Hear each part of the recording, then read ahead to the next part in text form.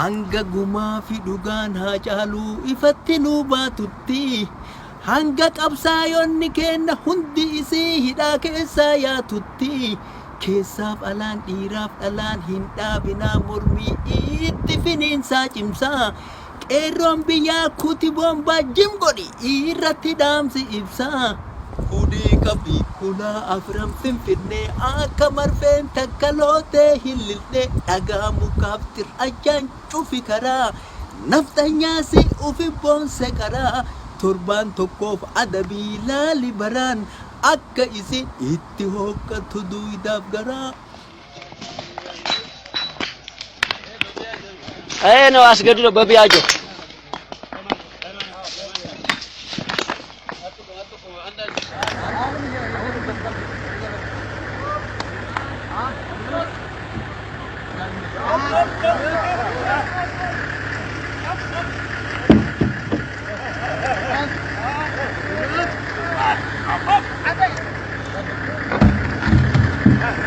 Rambitin itillee hin gurgurin gabaan baasin qabi qabeenya kee waan qabdu maraa xeefii garbuu qamadii baaqilaa fi boqqolloo boloqqee shumburaa fi ataraa daa'imaaf dhadhaaf aannanii killeef lukkuutu maalessaaf cooma sangaa keetii nyaata sirratti dhiiba garaa qabi qabeenya kan kee si ufi boonse karaa.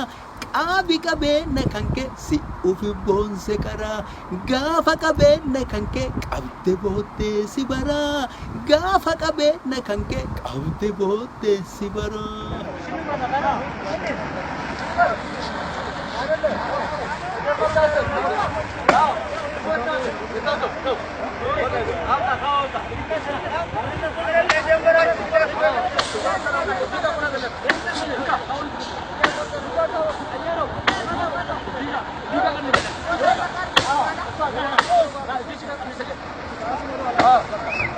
Qabi harkaan qabi qeerroo fi qarree qabi harkaan qabi qeerroo fi qarree qabaa gadaa fi qabii akka gaafa mangistu si harkaa akkan tarree qabaa gadaa fi qabii akka gaafa mangistu si harkaa akkan tarree qarree gubbaa dhaabbata kufuu fi qarree sodaa lubbuu dhaadata irratti barree.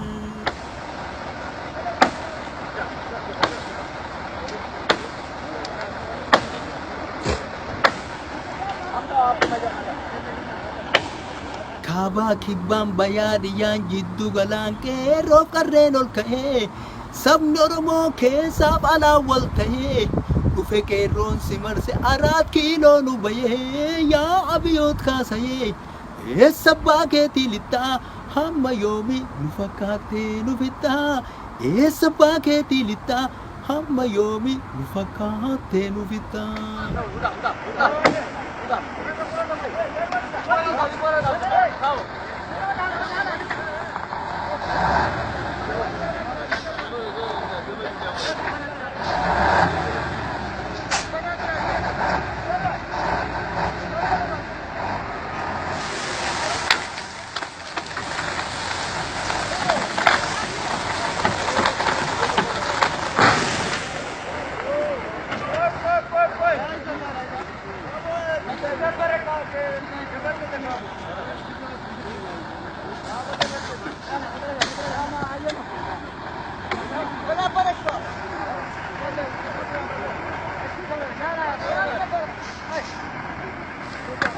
Hidhaaftumaaf ajjechaan qabsoo finiinsa malee taakkuu takka waa duubatti hin deebisu abdii kutaa naftanyaaf naftanyooti warroonni nu leellisu abdii kutaa naftanyaaf naftanyooti warroonni nu leellisu.